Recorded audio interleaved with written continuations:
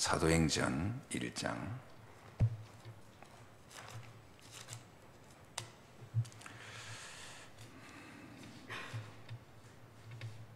1절로 3절 말씀 보겠습니다. 사도행전 1장 1절로 3절 말씀. 데오빌로여, 내가 먼저 쓴 글에는 무릇 예수께서 행하시며 가르치시기를 시작하심부터 그가 승천하신 사도들에게 성령으로, 그가 택하신 사도들에게 성령으로 명하시고 승천하신 날까지의 일을 기록하였노라.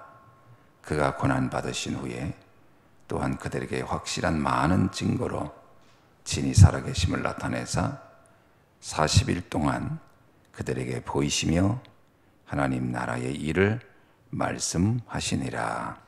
아멘. 지금 그 전 세계의 교회들의 가장 큰 위기의 원인이 뭐냐라고 진단을 한다면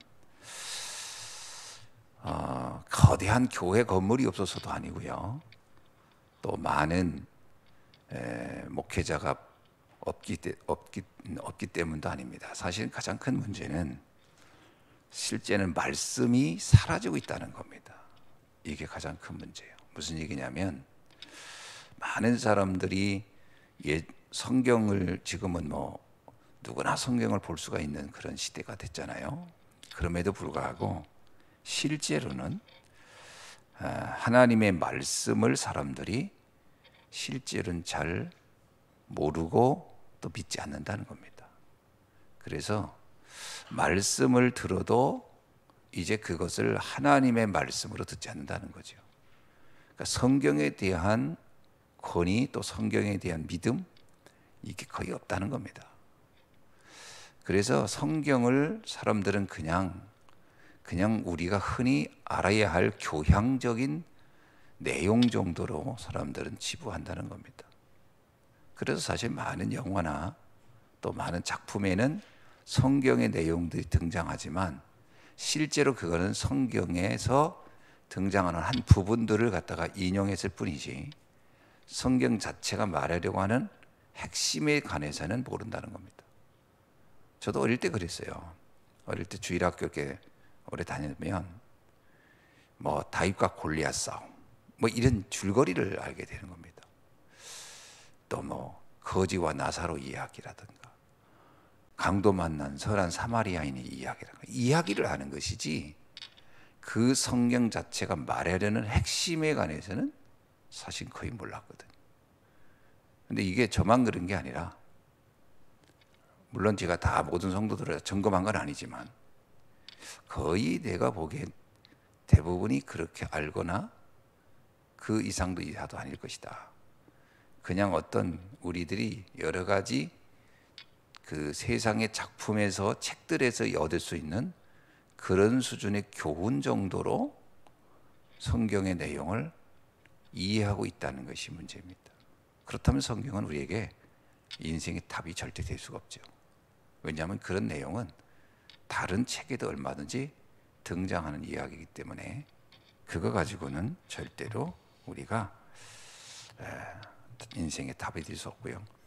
그래서 교회는 더 이상 교회로서의 의미는 없다, 이렇게 봐도 됩니다. 심지어 어떤 사람은 신앙생활을 그렇게 했음에도 불구하고 성경의 내용들에 대해서 부정하는 사람들도 의외로 많습니다. 난 성경에 그건 안 믿어, 이런 사람은 의외로 많더라고요.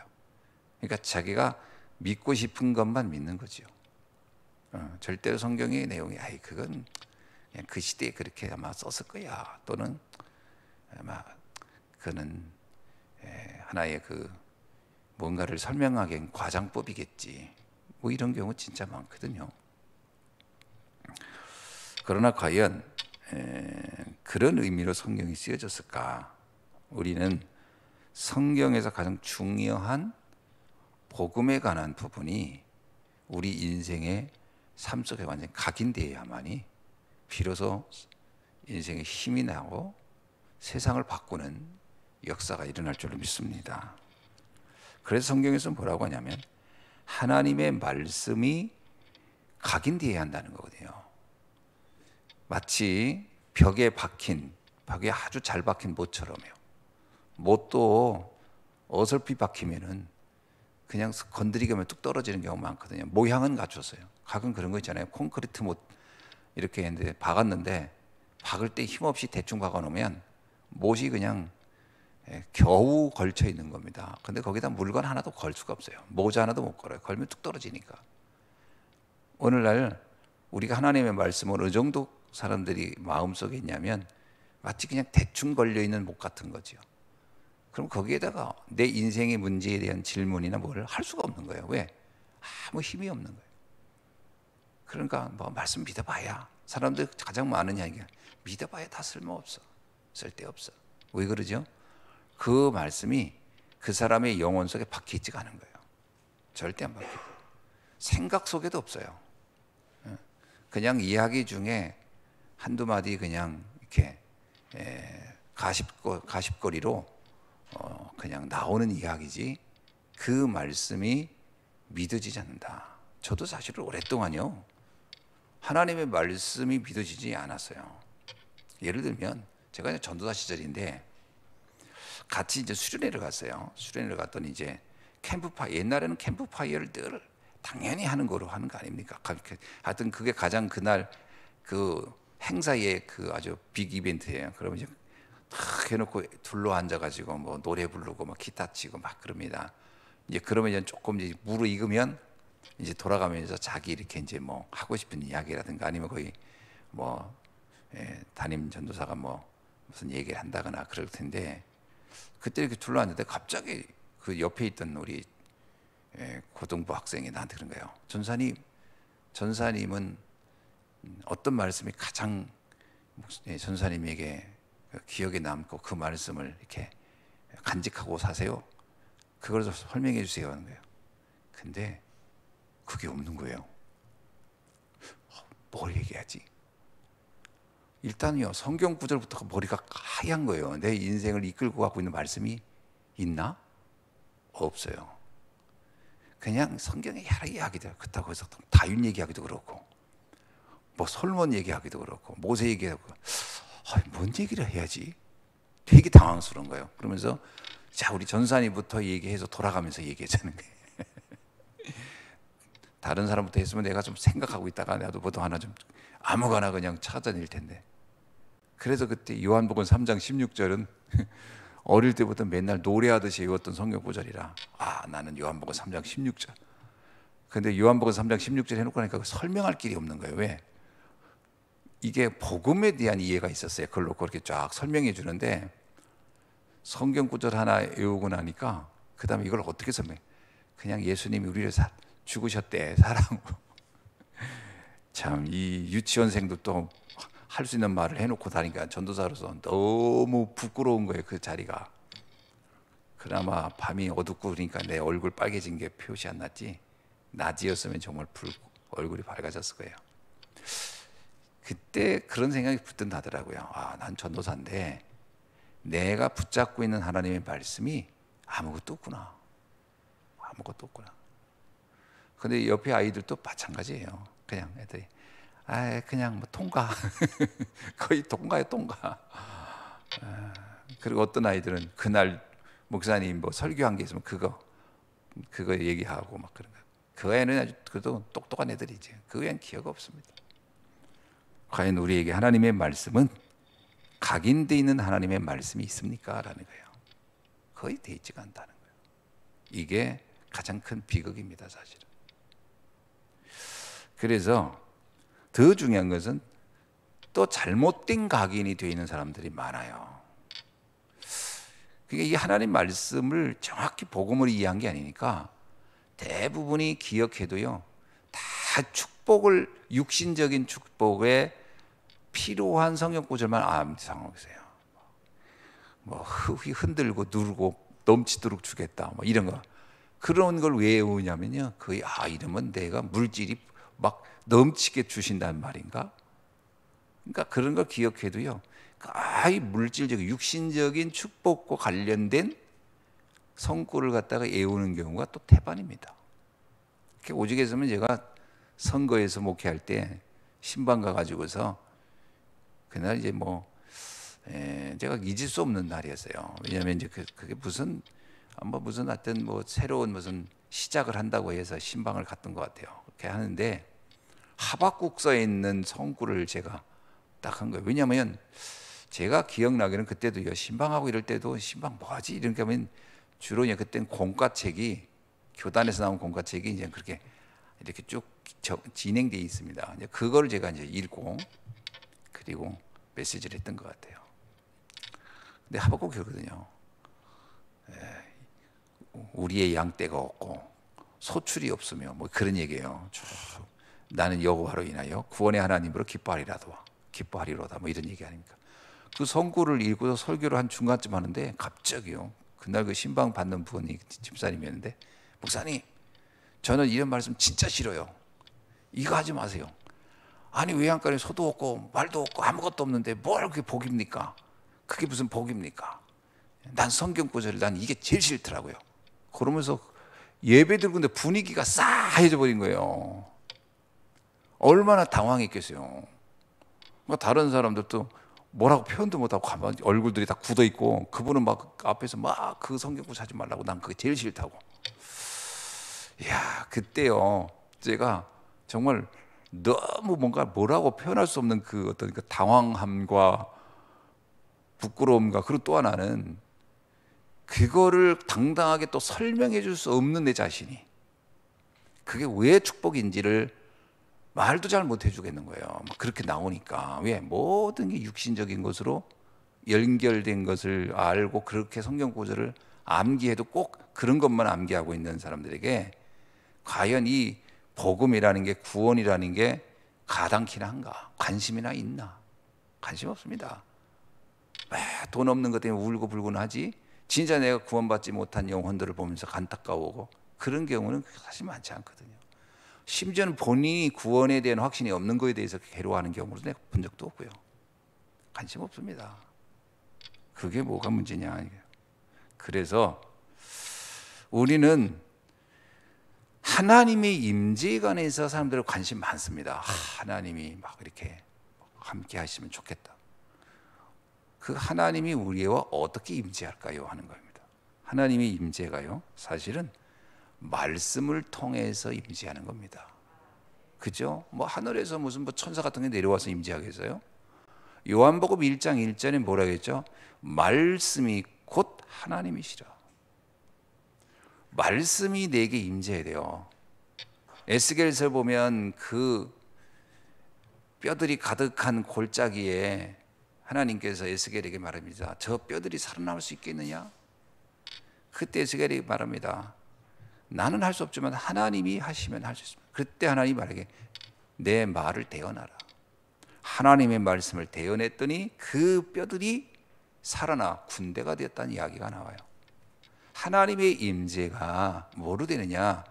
꿈으로 되냐? 아닙니다. 저는 그런 분들 많았거든요. 꿈 꿨더니 인상적이에요. 전에 어떤 기도원 갔더니 새벽 기도를 그분이 인도하더라고요. 그 집사님이. 나는 그냥 거의 공짜라고 해서 갔더니 공짜인데 공짜가 아니야 보니까. 문 앞에 다 헌금통이 하나씩 있어가지고 거기다 돈을 해야 돼. 근데 뭐라고 써있냐면 본인이 오늘 하루 먹을 만큼의 영의 양식을 하나님께 드려야 한다. 그러니까 그게 공짜가 아니에요. 그거 되게 부담 주는 문구가 딱 있어가지고. 근데 들어갈 때 무조건 무료래 목사님들은. 근데 무료가 아니더라고. 새벽기도 하는데 새벽기 인도하는 분이 그러는 거예요. 내가 어저께 밤에 하나님을 만났다는 거예요. 그 사람들은 다 관심 있잖아요. 어떻게 하나님 만나지? 머리가 하얗고 하얀 수염이 쫙 내리는 분이 나타났다는 거예요. 근데 입에서 피가 막 흘리면서 나를 따라오더니 무서워서 막 도망갔대. 아이고 무슨 전설의 고향을 얼마나 많이 봤는지 정말 너무 웃기는 거예요. 난 그런 거 보면 자 저렇게 이해를 하는구나. 하나님 마음에 무슨 할아버지 나타나는 거예요.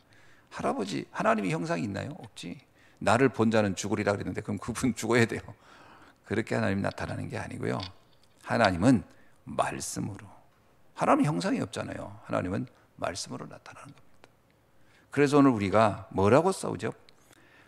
여기에 본문이면 누가가 이렇게 얘기합니다. 데오빌로여, 내가 먼저 쓴 글에는 무릇 예수께서 행하시며 가르치시기를 시작하시부터 그가 택하신 사도들에게 성령으로 명하시고 승천하신 날까지 의 일을 기록하였노라. 누가의 기록, 누가복음을 통해서 하나님이 어떻게 우리를 사랑하시고 우리를 어떻게 구원하시고 우리를 어떻게 인도하시며 우리를 어떻게 축복하시는지를 내가 자세히 설명했다 이 말이죠. 하나님의 임재한 모든 것은 말씀을 통하여 기록된다는 것이죠. 그래서 내가 홀로 있는 시간에 하나님의 말씀을 묵상하며 그 말씀이 내게 정말 믿어지고 와닿아지고 그것이 깨달아진다면 그는 지금 굉장히 하나님의 깊은 임재 속에 들어가는 것이다라고 봐야 됩니다. 그래서 우리가 기도가 그냥 하는 게 아닙니다. 하나님의 말씀을 붙잡고 기도하라. 그것을 어떻게 언약으로 붙잡고 말씀이 믿어져야 되잖아요. 말씀이 믿어져야 그 믿어질 때 예수님께 그랬습니다. 내 말을 믿으면 네가 하나님의 영광을 보리라. 하나님의 말씀이 믿어질 때부터 우리는 하나님의 영광을 체험하게 되는 것이죠. 자, 그래서 성삼위 하나님의 근원적인 응답과 힘은 어떻게 우리가 알 수 있느냐? 일단은요, 가장 중요한 말씀의 세 구절이 우리에게 딱 믿어져야 됩니다. 창세기 1장 27절 말씀에 내가 하나님의 형상대로 창조된 존재라는 게 믿어지는가? 의외로요, 사람들이 자기 자신의 존재에 대해서 내가 진짜 존엄한 하나님의 형상대로 원래 창조된 존재였구나, 이걸 믿는 사람이 별로 없어요. 그죠? 별로 없습니다. 그리고 그리스도가 하나님의 형상이니라 그랬거든요. 그리스도, 하나님의 형상이 원래 인간은 하나님의 형상대로 창조됐는데 그 하나님의 형상은 창세기 3장 사건으로 소멸된 거예요. 어떤 면에서는 그게 파괴된 거예요. 그것이 회복되는 길은 딱 하나밖에 없습니다. 그리스도가 내게 정말 구주로 믿어지는 그 순간 내 안에 사라졌던 파괴되었던 형상이 회복되는 겁니다. 그때 하나님의 형상, 그래서 하나님의 형상이 회복된 자가 하나님을 만날 수 있는 거예요. 그때 하나님을 아바 아버지라 고백할 수 있는 것이고 하나님과의 관계가 회복되는 겁니다. 그 사람만 하나님을 향하여 기도할 수 있는 거거든요. 왜? 영적인 부분이 손실된 사람은, 파괴된 사람은 하나님을 찾을 길이 없습니다. 그러나 이거 영적인 부분이 회복이 된 사람은 그때 비로소 하나님과 나의 관계가 회복될 수 있고 하나님을 만날 수 있는 영적 통로가 열리기 때문에 구원받은 성도에게 가장 중요한 축복이 뭐냐? 하나님의 형상이 회복됐다는 겁니다. 그때부터 우리는 예수 그리스도의 이름의 권세로 인하여 하나님을 향하여 기도할 수 있는 그 능력과 자격과 신분이 주어진 것이거든요. 가장 중요한 건 뭐냐? 하나님의 형상대로 내가 창조되어 있었다는 것. 두 번째는 사도행 창세기 2장 7절입니다. 나에게 하나님께서 뭐요? 생명으로 함께한다는 거예요. 하나님께서 생명으로 우리와 함께한다. 이게 굉장히 중요한 이야기입니다. 창세기 2장 7절입니다. 주님이 나에게 생명으로, 우리에게요 하나님의 영이 들어왔다라는 거예요. 성령의 영이 들어왔었다. 또 하나는 창세기 2장 17절로 18절의 얘기입니다. 그 상태가 바로 우리가 말하는 에덴의 상태입니다. 에덴의 상태. 사람들이 에덴에 대한 오해도 진짜 많거든요. 에덴 동산하면 아무것도 안 하고 뭐 놀고 먹고 하는 데가 에덴 동산이라고 생각하는 거예요. 그렇지 않습니다. 그러면 예를 들면 놀고 먹고 한다면 뭐 저기 재벌 아들들은 이미 에덴을 누리고 있나요? 그게 에덴이 아닙니다. 하나님의 형상을 회복한 자가 하나님의 성령과 함께하는 삶, 쉽게 말하면요, 임마누엘의 삶이 회복된 그 현장이 에덴의 삶이다. 이거부터 믿어지는 거죠. 이게 정말 믿어져야 무엇에 대한 간절함이 생기죠. 근데 왜 나에겐 이 부분이 왜 없을까? 그때 비로소 창세기 3장 사건에 대해서 깨닫게 되는 겁니다. 창세기 3장 사건은 그냥 뭐 좀 경제가 어려울 때, 힘들 때 이게 창세기 3장인가 이런 게 아니고요. 진정으로 내가 하나님의 형상을 가지고 있고 하나님의 생명이 함께하는 자요, 에덴의 축복을 누려야 하려구나. 진짜 아무것도 내게 부족함이 없고 모든 것이 정말 감사하고 기쁘고 감격스럽고 행복해야 할 그 내가 왜 나는 늘 뭔가에 시달리고 갈등하고 힘들고 고통스러울까? 원인이 뭘까? 늘 왜 두려움 속에 있을까? 그 원인이 뭘까? 그게 그때 깨달아지는 겁니다. 그렇잖아요. 빛이 뭔지를 아는 사람이 어둠이 금방 이해되는 거지, 한 번도 빛에 대한 개념이 없는 사람이 어둠을 말해보세요. 태어날 때부터 그 앞을 볼 수 없는 사람에게 어둠을 설명한들 이 사람이 어둠에 대한 이해가 있겠어요? 이해 잘 못합니다. 왜? 빛을 본 적이 한 번도 없는데. 그래서 이 하나님이 우리에게 주신 이 축복이 뭔가를 이해되어야 비로소 그것이 상실된 내 자신의 모습에 대해서 깨닫게 되고요. 그래서 그때 우리는 비로소 이것을 회복할 수 있는 길이 오직 하나님의 말씀의 복음 안에 있구나라는 것을 깨닫게 되는 거거든요. 그 성삼위 하나님의 영원한 역사가 뭐냐? 바로 하나님은 말씀으로 세상을 창조한 거 아닙니까? 창조의 역사가 말씀으로 시작된 겁니다. 지금도요, 하나님의 말씀을 성취하면서 하나님은 역사를 이끌어 가고 있는 거예요. 그래서 말씀을 가지고 말씀을 믿는 자가 결국 하나님의 자녀가 아닙니까? 그래서 창조의 능력을 행하시는 그 말씀이 우리에게 믿어져야 되는 거죠. 사실 우리가 예수가 그리스도라고 믿는 것도 근거가 뭡니까? 예수가 그리스도구나라고 믿는 근거는요, 어떤 사람이 간증을 통해서가 아니에요. 하나님의 말씀을 통해서 아는 겁니다. 그래서 만약에 성경이 없었다면 우리는 예수가 그리스도라는 걸 절대 알 수가 없죠. 우리가 무슨 과거로 돌아가서 볼 수 있는 것도 아니고, 우리가 그리스도에 대한 믿음을 갖게 된 근거는 사실은 말씀입니다. 근데 옛날에는 간증 들어보면 믿음 생기잖아요. 본인 생각에는. 근데 그 간증 들을 때는 와, 그렇구나. 근데 끝나고 1시간만 지나도요, 생각이 안 나요. 그건 나하고 아무 상관없는 이야기예요. 이 사람들이 신비한 어떤 체험을 가지고 믿으려고 하니까, 그래서 신비주의가 그게 무서운 겁니다. 신비주의는 말씀은 전혀 없고 말씀에 대한 관심도 없고 그에 대한 확신도 없는데 뭐가 믿곤 싶어. 그게 믿음의 근거를 찾아야 되는데 어디서 찾을까?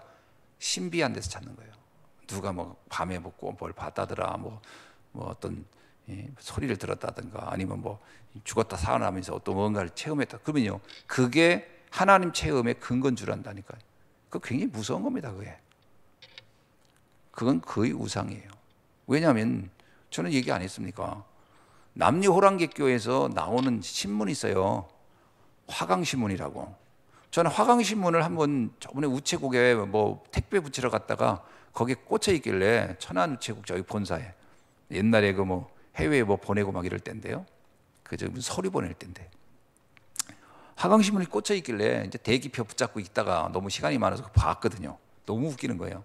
화강신문 딱 전면이 이게 딱 가운데죠. 가운데 딱 펼치면요, 한가운데 꽉득 뭔지 아세요? 질병에서 치유된 사람이 간증해요. 불치병, 피부병, 하여튼 온갖 병. 그리고 사진도요, 피부병 걸렸을 때와 걸린 이후 무슨 병원 피부과 의사에 가면 그 광고하듯이 그렇게 완전히 기가 막혀요. 산후풍으로 이렇게 살쪘던, 이게 부었던 여자가 남녀호랑객교 10,000번을 외웠더니 이렇게. 그러면 그러면 그 사람들이 그게 뻥을 꼈겠냐고요. 거기 분명히 그 사람을 아는 사람도 있을 텐데 왜 그랬을까요? 그러뇨, 신비한 일은 그런 진짜 사이비 종교에서도 일어나는 일입니다. 그게 과연 우리의 믿음의 근거겠냐? 그게 굉장히 위험한 겁니다. 그게. 우리의 신앙의 근거는 하나님의 말씀이거든요.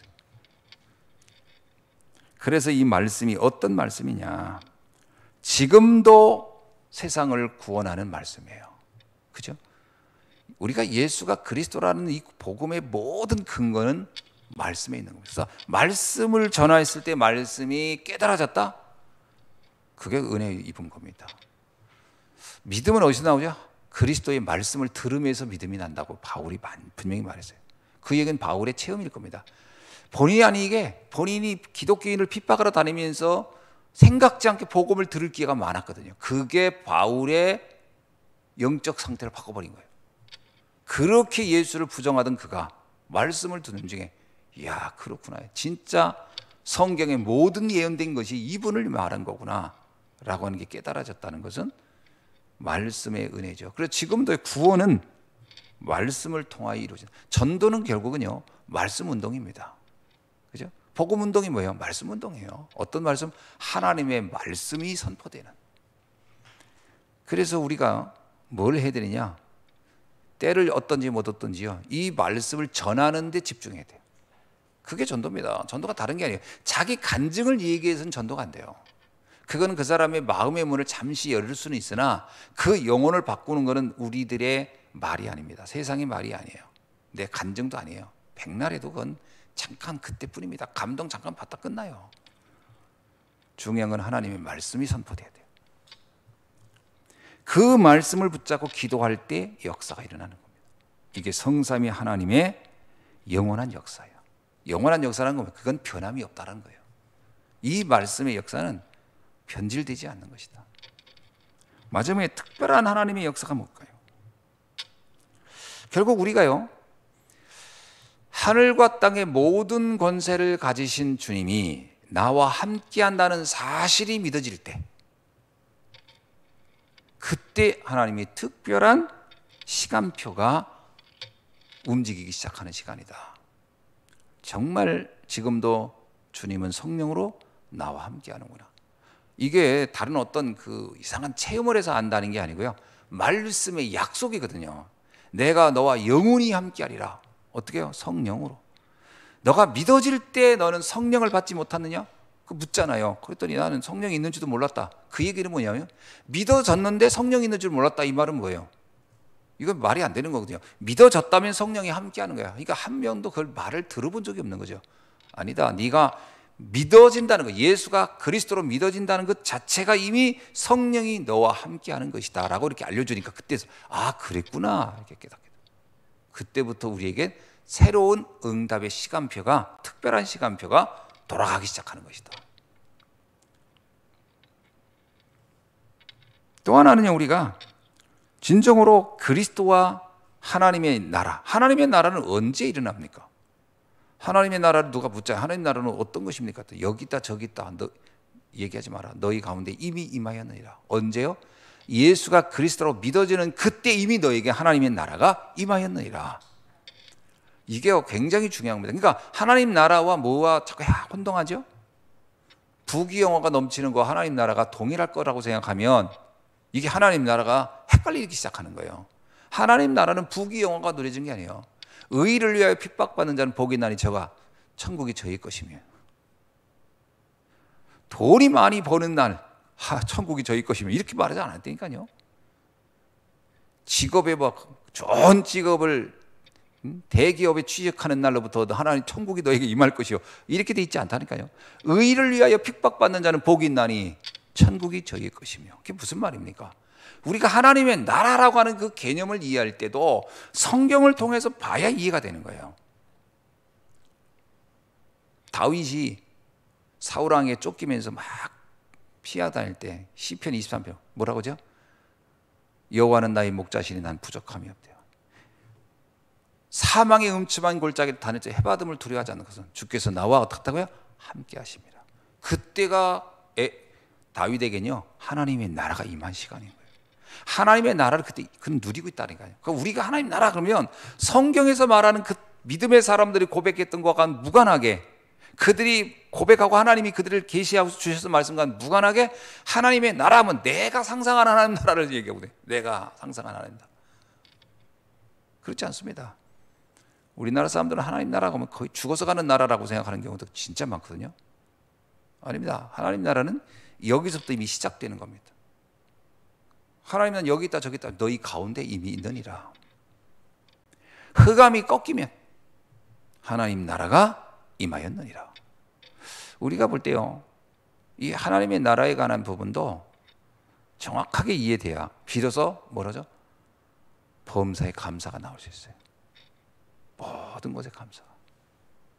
그렇지 않으면 감사가요 조건적 감사예요. 조건 뭐 되면 감사하고 안 되면 힘들고. 그래 가지고는 하나님의 임재를 사실 이해하기가 어렵다. 아무 상관없습니까? 요셉은요, 보디발 집에 있는 동안, 감옥에 있는 동안 우리는 그가 하나님의 나라를 누렸음을 알 수가 있는 겁니다. 그게 괴롭고 고통스럽게 지낸 시간이 아니라니까요. 몸은 물론 피곤했겠죠. 무슨 그 사람이 무슨 뭐 로봇으로 된 게 아니니까. 그러나 그의 마음은 하나님 나라를 두고, 그래서 나중에 형들 만났을 때 조금 더 원망이나 불평이나 짜증을 내지 않잖아요. 분노하지도 않고. 뭐라고 하죠? 하나님이 이미 모든 계획을 넣고 이곳에 나를 보내셨다. 그러면서 더 중요한 게, 당신들을 살리고 이 애굽을 살리기 위하여 나를 먼저 보냈다. 그 얘기는 뭐예요?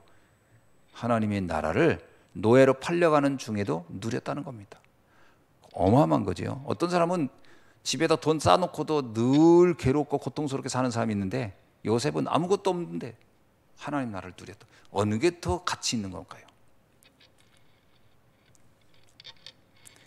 그것을 가리켜서 뭐라고 하냐? 바람 같은 불 같은 역사라고.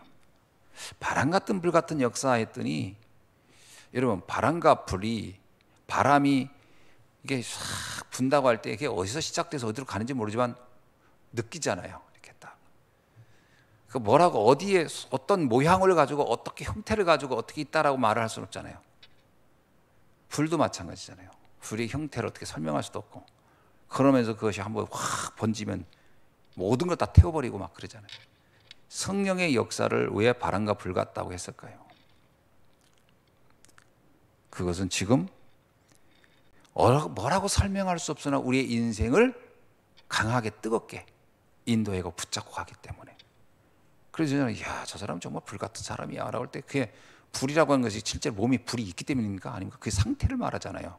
어떤 강력한 열정과 힘과 막 어떤 것도 다 문제되지 않는 이런 상태 때문에, 야, 좀 강력한 불 같은 의지가 있네요. 불굴의 의지잖아요. 불굴의 의지잖아요. 성령의 역사. 그래서 뭐 새술에 취한 것 같다. 완전히 새로운 사람. 새술에 취한 거예요. 술 취하면요, 아무것도 따지지 않습니다. 술 취한 사람들은 아무것도 안 따지잖아요. 진짜 하나님의 말씀이 믿어지니까 상황, 여건, 조건 뭐 이런 거 아무 상관없이 저 사람 정말 행복하구나. 그래서 새술에 취한 것 같다 그런 거예요. 그 사람이 보는 미래, 그때 삼천 제자가 일어나는 역사, 이게 특별한 하나님의 시간표. 저는 그렇다면 우리가 말씀을 믿는다는 게 얼마나 엄청난 힘인가, 그걸 한번 생각해 보시죠. 성삼위 하나님이 지금 우리와 함께하는 것을 오늘 우리도 말씀을 통해서 한번 깊이 깨닫는 날이 되길 주의 이름으로 축원합니다. 그렇다면 주일 예배가 이게 굉장히 중요한 날이죠. 하나님의 말씀을 선포되는 시간이니까. 그래서 주일은 우리에게서요, 정말 하나님의 성삼위 하나님의 임재를 체험한 최고의 날이다. 그렇다면 주일이 얼마나 기대되겠어요. 오늘 또 하나님 나에게 무슨 말씀을 하실까? 얼마나 소중한 날이고 기대되는 날이겠어요. 오늘 또 그래서 바울은 말합니다. 다윗 왕은 이러잖아요. 내가 성전에 가는 것은 마치 왕궁에 상을 받으러 가는 그 신화 같은 떨림을 가지고 내가 궁궐로 가듯이 주님을 만나러 가고 있다라고 얘기하듯이, 오늘 또 성삼위 하나님의 임재가 넘치는 축복된 귀한 날 되기를 주의 이름으로 축원합니다.